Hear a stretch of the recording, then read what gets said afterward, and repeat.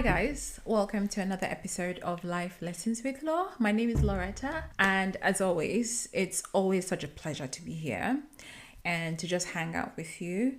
If this is your first time watching this channel or listening to my podcast, thank you so much for choosing to spend this time with me. And if you're a returning listener or subscriber, I was going to say watcher. Thank you so much for coming back. Okay, so anyway, on this channel we just talk about everything pertaining to life, love, faith, womanhood, everything in between. And yeah, so today I just quickly want to share about dealing with daddy issues or daddy hurt. And the reason why I thought to share about this is because it was Father's Day a couple of days ago. No, it was Father's Day a couple of weeks ago. And I know that for so many people, it was Father's Day is just usually a reminder of loss, pain, hurt, abuse for some people. And I think a lot of women are grappling with deep daddy hurt, deep daddy issues.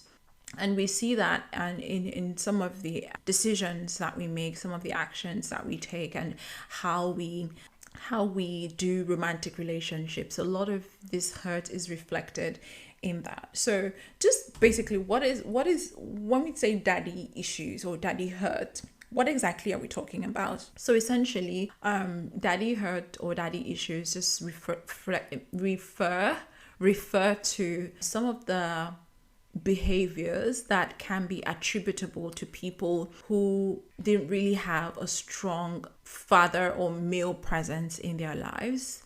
And psychology has shown that for a lot of people who didn't have that attachment or connection with their fathers, or for some people who were excessively connected to their fathers, there are certain behaviors that they tend to exhibit as a result of the lack of connection with their fathers or the excessive connection with their fathers. So that's basically what we mean when we talk about daddy issues. And I know that for some people, it's probably due to the absence of their fathers. Probably they lost their father at a very young age, or even at a later age in life, and they didn't really have that opportunity to build that father-daughter connection, which is essential, because having a healthy relationship with your dad as a girl actually helps to anchor you, and it helps to build your self-esteem, because that's like the first man that you get to know, and he reflects to you by the way he treats you, by the way he treats your mother. He reflects to you what true and healthy relationships should look like. And for some people, their exposure to that was abuse. I know some people were physically and sexually abused by their fathers. I mean, if you take the story of Joyce Meyer, for example, who was repeatedly sexually abused by her father, and she talks about that a lot in her books, in her messages, So some people, that's their experience with fatherhood. For other people, they didn't get to experience that at all because their father was absent, probably due to strains in their relationship with their mother, or probably due to death. Or for some people, their fathers were absent because of work, because they were constantly working, so they didn't have that time with the family. They didn't have a lot of time with family. For some other people whose fathers were physically present but were emotionally absent, so some people, their exposure to fatherhood or understanding of fatherhood is someone who's physically present, someone who provides and makes sure that everyone has something to eat and the house is in order and the bills are paid, but is emotionally distant. For some people, their exposure to fatherhood is someone who constantly beats their mom, who comes home at ungodly hours, someone who's who constantly, keeps several other women, someone who's known as a philanderer, someone who hardly speaks to their mom, hardly shows care and concern and affection. Their exposure and understanding of fatherhood is an emotionally distant person. So when you look at these various definitions, or should I say definitions, or these various portrayals of fatherhood, you can understand why a lot of women are going through and grappling and struggling with daddy wounds. Because the truth is that if you don't have a healthy understanding, and if you've never had a healthy relationship with your father, it could distort your view of relationships, of romance. It could distort your view of what it means for someone to love you. For some women, the impact or the effect of these daddy issues is that they begin to seek external validation. So they become really desperate for love, desperate for attention, desperate to be seen, because nobody showed to them what it means to be loved. Nobody exemplified that strong bond and connection. Nobody showed them how they ought to be treated as women. Now, I just want to speak briefly about how then do you deal with daddy issues. Now, just a caveat here. I'm not a therapist, but the reason I can speak about this is because I've also had my own share of daddy issues. And I can say here that I didn't have the best relationship with my dad growing up. We had a very strained relationship, even though now we're cool, but it wasn't always like that. And so I know what it's like to desperately need that love and attention from your father, and that emotional connection from your father, and not get it, and how that can push you to do things and make decisions that could negatively impact your life. So the reason I'm talking about this is because, thankfully, by the grace of God, I've been able to identify some of these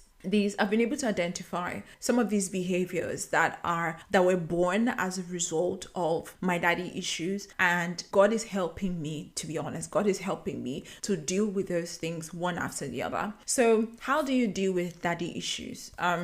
I think the first thing is to acknowledge that you are hurting. The truth is that if you don't expose it, you can't heal it. So if you don't accept and acknowledge that, look, I am hurting, and the reason I am hurting is because something is broken on my inside, and it could be because of the absence of my father, or because I was hurt or abused, or, it could be because of that. So once you're able to identify that, you're able to expose it, and then you can start the healing process. Then you can begin to seek knowledge, seek information, pray about it, and just really begin your healing journey, right? But first you have to accept it. A lot of people are living in denial. They don't want to accept the fact that, look, I am hurting, right? Everything is not okay.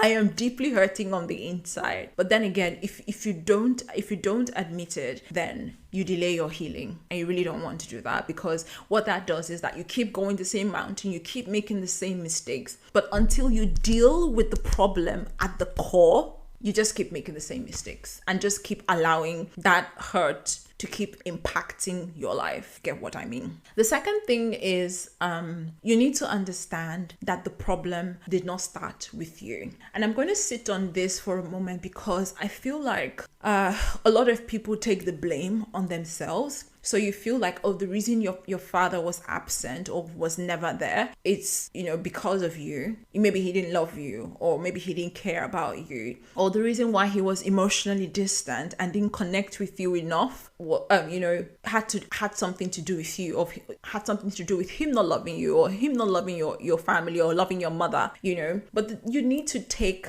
that blame off yourself and understand that people are hurting, your father inclusive. You probably don't know the dynamics of his own relationship with his own parents. You probably don't know the dynamics of the environment where he was raised. You don't know how he was raised. You don't know the trauma that he has faced. Thank God for therapy. Thank God for books. Thank God for exposure. Thank God for the proliferation of knowledge that we have now in our day and age. But you must understand that, back in those days, there wasn't a lot of information. People couldn't really get help. Now you're watching this YouTube channel and you're probably able to pick a few tips here and there. You can then add that to a book or, read an article online. But just think back to about 50, 60, 70 years ago when people didn't have access to this information.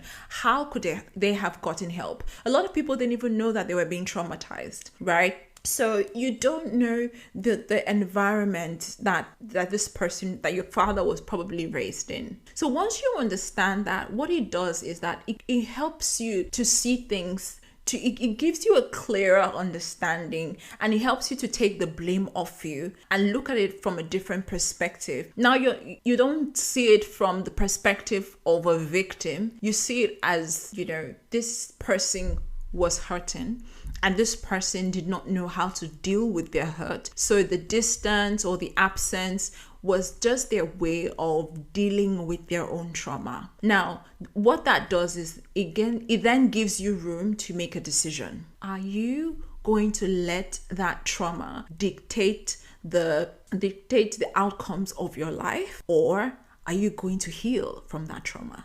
Or are you going to let that trauma impact your life so much, then you're going to go ahead and then bleed on your children? That's a decision for you to make, right? But yeah, you need to understand that it did not start with you and you're not the problem, okay? The next thing is to choose healing. And I mentioned this earlier. You need to take ownership of your healing. Nobody's coming to save you. Nobody's going to do it for you. So don't wait for someone to fall from the sky and then heal the wounds that have been inflicted on you as a result of daddy issues. Take that upon yourself. Take the healing upon yourself and do what needs to be done. Pray, read books, and go to therapy if you can afford it.